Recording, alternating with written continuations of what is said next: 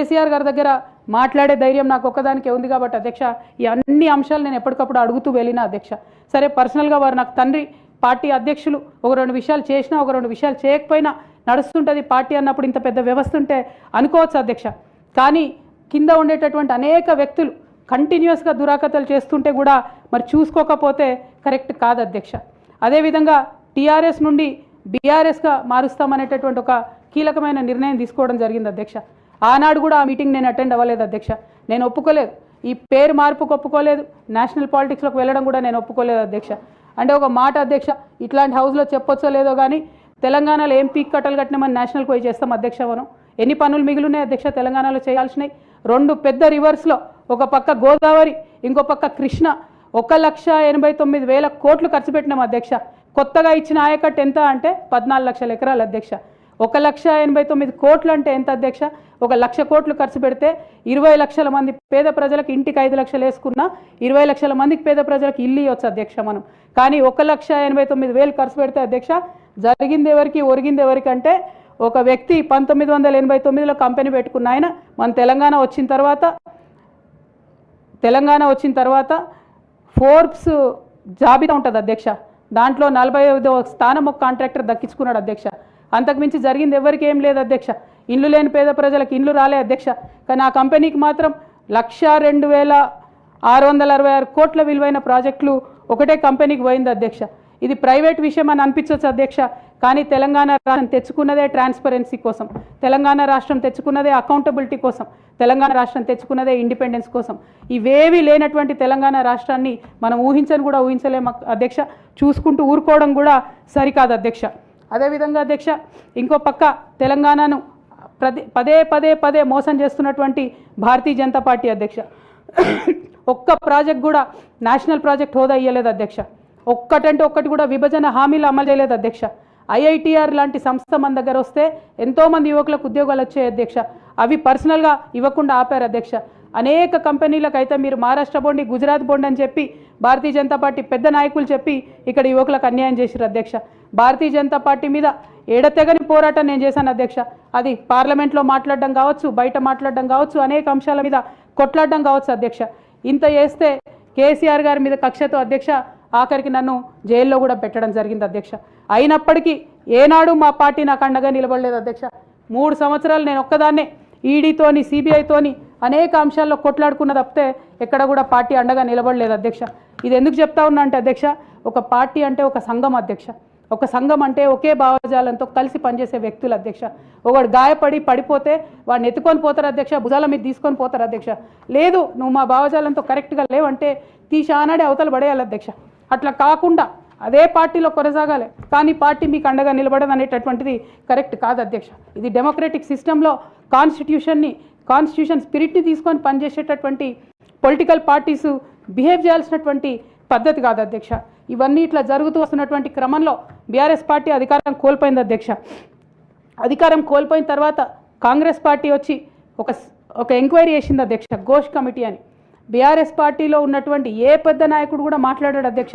కేసీఆర్ గారు అంటే ఎవరు మాట్లాడారు, అదే కేటీఆర్ గారినో హరీష్ రావు గారినో అంటే అందరు లేచి నిల్చొని మాట్లాడతారు అధ్యక్ష. నేను ఒకటే అంటే అధ్యక్ష, ఒక నాయకుడిని నమ్ముకొని ప్రాంతీయ పార్టీ అంటే ఏంది అధ్యక్ష? ఒక నాయకుడు అధ్యక్ష. ఆ నాయకుడు ఆయన భావజాలం ఆయన ఐడియాలజీ మీద నడిచేదే ప్రాంతీయ పార్టీ. అది ఎన్టీఆర్ గారు పెట్టిన పార్టీ కావచ్చు, కేసీఆర్ గారు పెట్టిన పార్టీ కావచ్చు. ఆ పార్టీ నాయకుడికే దెబ్బ తగిలితే, ఆ పార్టీ నాయకుడి మీదకే మచ్చ వస్తే పార్టీ మనుగడకే అర్థం ఉండదనేటటువంటి ఉద్దేశంతో ఘోష్ కమిటీ అప్పుడు కూడా నేను ఒక్కదాన్నే జాగృతితోని ధర్నా చేసిన అధ్యక్ష. ఏ ఒక్కరు మాట్లాడరు అధ్యక్ష. ఆ తర్వాత అర్ధరాత్రి 2 గంటలకు కాంగ్రెస్ ప్రభుత్వం అసెంబ్లీలో సిబిఐ ఎంక్వైరీకి ఇస్తామంటే కూడా తెల్లారి 12, 1 గంటలు 2 గంటల వరకు కూడా మా బీఆర్ఎస్ పార్టీలో ఒక్క పెద్ద నాయకుడు కూడా మాట్లాడాడు అధ్యక్ష. కేసీఆర్ గారిని ఏమన్నా మాట్లాడరు అధ్యక్ష. మరి అట్లాంటి పార్టీ ఎందుకు ఉండాలి, ఉంటే ఏంది పోతే ఏందని నేను ప్రెస్ మీట్ పెట్టి బలంగా మాట్లాడిన అధ్యక్ష. నేను మాట్లాడలేదని నేను అంటలేను అధ్యక్ష. డెఫినెట్గా అవినీతి పరుల పేరు చెప్పిన, నేను హరీష్ రావు గారి పేరు చెప్పిన, వారి టీంలో ఉన్న అందరి సభ్యుల పేరు చెప్పిన అధ్యక్ష. ఇప్పుడు కూడా చెప్తాను అధ్యక్ష. కానీ అధ్యక్ష చెప్పిన తర్వాత తెల్లారి 2 గంటల లోపల నన్ను సస్పెండ్ చేసిండ్రు అధ్యక్ష. నేను ఒకటే కోరుతా ఉన్నా అధ్యక్ష, ఇందాక నేనైతే representation of peoples act quote చేసినాను అధ్యక్ష. అందులో సెక్షన్ 19.1C అని కూడా ఉంటుంది అధ్యక్ష. ఇది రైట్ టు అసోసియేషన్లో అధ్యక్ష ఆర్టికల్ 19.1C అంటే ఒక అసోసియేషన్లో మనం మెంబర్ అయినంత మాత్రాన ఖచ్చితంగా ఆ party membership does not place an individual outside the constitution, Adhyaksha, especially when it concerns the allegation of corruption, maladministration and breach of public trust lies at the core of protected political speech, Adhyaksha. Political speech has to be protected by Constitution of India, Adhyaksha. అదే విధంగా అధ్యక్ష disciplinary action committee అన్నారు అధ్యక్ష. అధ్యక్ష అసలు BRS party constitution అధ్యక్ష ఒక national లెవెల్లో పనిచేయాలనుకునే పార్టీది 8 పేజీల కాన్స్టిట్యూషన్ అధ్యక్ష. అధ్యక్ష నిజంగా ఇవాళ నేను ధైర్యంగా చెప్తా ఉన్నా, ఆ constitution of BRS party is a joke అధ్యక్ష. ఏమి ఉండదు అందులో. అసలు పోయిన కమిటీ ఎప్పుడు వేసిర్రంటే ఎవరికి కూడా గుర్తుండదు అధ్యక్ష. నన్ను సస్పెండ్ చేసే ముందు డిసిప్లినరీ యాక్షన్ కమిటీ అని సడన్గా రాత్రికి రాత్రి పుట్టుకొచ్చింది అధ్యక్ష. పుట్టుకొచ్చి నన్ను సస్పెండ్ చేశారు అధ్యక్ష. కనీసం నన్ను పిలవాలా, కనీసం షోకాజ్ నోటీస్ ఇవ్వాలా, పోనీ ఇవ్వలేదు, ఎమర్జెన్సీ పవర్స్ వాడి అధ్యక్షుల వారే సస్పెండ్ చేశారు అనుకుంటే తర్వాత కనీసం ఫైనాలిటీ ఆఫ్ ది ఆర్డర్ కోసం అధ్యక్ష అపిలేట్ రూట్ తీసుకుంటే కనీసం తర్వాత ఎక్స్ప్లెనేషన్ అడగాలి అధ్యక్ష. ఎటువంటి పద్ధతి లేదు అధ్యక్ష. ఒక పార్టీ నడిపే పద్ధతి డెఫినెట్గా ఇది కాదు అధ్యక్ష.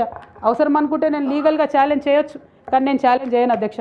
ఎందుకంటే ఎటువంటి పద్ధతి లేనటువంటి బీఆర్ఎస్ పార్టీ నుండి, ఎటువంటి నైతికత లేనటువంటి బీఆర్ఎస్ పార్టీ నుండి దూరం అవుతున్నందుకు ఇవాళ నేను చాలా సంతోషిస్తున్నా అధ్యక్ష. నా కుటుంబం, నా పార్టీ, నా రక్తం, నా చెమట, నేను 20 సంవత్సరాలు తెలంగాణ ఉద్యమం కోసం నేను పడ్డటువంటి శ్రమ, నేను చేసినటువంటి కష్టం గుర్తించకుండా ఒక చిన్న ఉరిదీసేవాన్ని కూడా అడుగుతారు అధ్యక్ష. ఈ దేశంలో అంత మంచి దేశం మనది, అయినా కూడా సస్పెండ్ చేశారంటే చాలా సంతోషిస్తున్నా అధ్యక్ష. ఇవాళ నేను వేరే ఏం లేదు. కుటుంబం అన్నాక సమస్యలు ఉంటాయి, కొంత అక్కడక్కడ అలుగుడు గులుగుడు ఉంటుంది, లేకపోతే అది కుటుంబమే కాదు ఉంటాయి. ఇప్పుడు ఒక ఇంట్లో 4 మనుషులు ఉంటేనే సాయంత్రం ఏం కూర వండుకుందామంటే ఒకడు వంకాయ అంటాడు, ఒకడు బెండకాయ అంటాడు, ఉంటాయి పంచాయతీలు. కానీ ఇంట్లో దీంట్లో అనుకోవాలి, కూర్చోవాలి, మళ్ళా కలిసి బోధినాలి, కలిసి కొట్లాడాలి. ఒక గట్లనే ఏమైనా గులుగుడున్నా అలుగుడున్నా టికెట్ ఇచ్చేదాకానే ఉండాలి. గులుగుడు గులుగుడే, గుద్దుడు గుద్దుడేనా?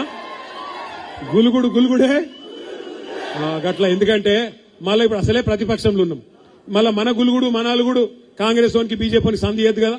అందుకే దయచేసి నేను కోరేది, బీఫామ్ ఒక్కలకే వస్తుంది, బీఫామ్ ఒకరికే వస్తుంది. కాబట్టి ఆ వచ్చిన వాళ్ళు తప్పకుండా అన్ని ఆలోచించే వారికి పార్టీ టికెట్ ఇస్తుంది. కాబట్టి కళ్ళు మూసుకొని కారు గుర్తు మీద ఎవరుంటే వాళ్ళు కేసీఆర్ అనుకొని ఓటు ఒత్తాలి. రెండో మాట సర్పంచ్ జర ఆగుర్రా భయ్, సర్పంచులు గెలిచిన సర్పంచులకు నా విజ్ఞప్తి, మిమ్మల్ని భయపెట్టే ప్రయత్నం చేస్తారు, మిమ్మల్ని బెదిరించి ఆగురా భయ్, మిమ్మల్ని బెదిరించే ప్రయత్నం చేస్తారు. ఏం చెప్తారంటే సర్పంచులకు మీరు కాంగ్రెస్ లో చేరాలి, చేరకపోతే మీకు పైసలు ఇయ్యం, మీకు ఇది ఇయ్యం, అది ఇయ్యం అని బెదిరిస్తారు. నేను మిమ్మల్ని అందరినీ కోరుతున్నా, ఒకటే గుర్తుపెట్టుకోండి, మీకు సర్పంచులకు ఎవ్వల మేయర్బాణితో పైసలు వస్తలేవు. ఎందుకంటే ఒక నియోజకవర్గానికి ఎమ్మెల్యే ఎట్లనో, రాష్ట్రానికి ముఖ్యమంత్రి ఎట్లనో, గ్రామానికి సర్పంచ్ కూడా అట్లనే. కాబట్టి మీకు ఎవ్వల మేయర్బాణి అవసరం లేదు. మీకు రాజ్యాంగం ప్రకారం, డాక్టర్ బాబాసాహెబ్ అంబేద్కర్ రాసిన రాజ్యాంగం ప్రకారం మీకు డైరెక్ట్ గా ఫైనాన్స్ కమిషన్ నుంచి మీకు డబ్బులు వస్తాయి, రావాల్సిందే. అది మీ హక్కు, ఎవడి మేయర్బాణి కాదు. మీ ఖాతాల మీకు కేంద్ర ప్రభుత్వం నుండి, రాష్ట్ర ప్రభుత్వం నుండి వచ్చే పైసలు ఇప్పించే బాధ్యత మాది. ఎందుకంటే అవసరమైతే సుప్రీం కోర్టు కన్నా పోతాం, కానీ మీకెవ్వలకు కూడా మీకు రావాల్సిన పైసలు ఇప్పించే బాధ్యత మాది. ఇలా కాంగ్రెస్ వన్ మేయర్బాన్ లేదు, బీజేపీ వన్ మేయర్బాన్ లేదు, ఇవ్వలేదేం లేదు. పల్లా రాజేశ్వరరెడ్డి నాయకత్వంలో, దయాకర్ రావు గారి నాయకత్వంలో, రాజయ్య గారి నాయకత్వంలో మీరు నడవండి. తప్పకుండా మీకోసం పార్టీ సుప్రీం కోర్టు దాకా కూడా అవసరమైతే కొట్లాడి మీ నిధులు మీకు ఇప్పిస్తుంది. ఎవరు భయపడొద్దని కోరుతూ